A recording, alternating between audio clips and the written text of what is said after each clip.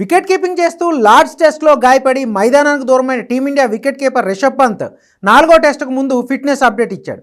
July 23 నుంచి Bharat England మధ్య 4వ టెస్ట్ ఆరంభం కానుంది.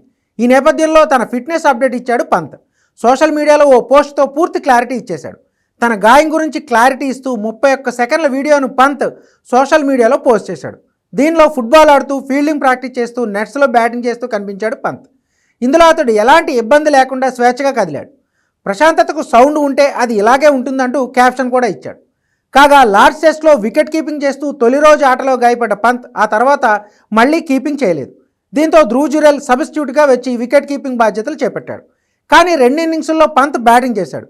అయితే వేలునొప్పి కారణంగా ఇబ్బంది పడుతూనే ఉన్నాడు. దీంతో అతడు 4వ టెస్ట్లో ఆడతాడా లేదా అనే సందిగ్ధత నెలకొంది. అదే జరిగితే ఇది టీమిండియాకు ఎదురుదెబ్బ అని చెప్పాలి.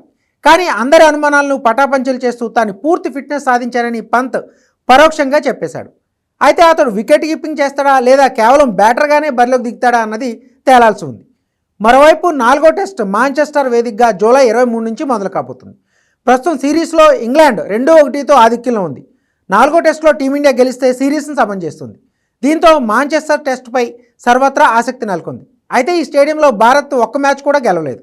మరి గిల్ కెప్టెన్సీలోని యంగ్ ఇండియా ఆ రికార్డును తిరగరాస్తుందేమో చూడాలి.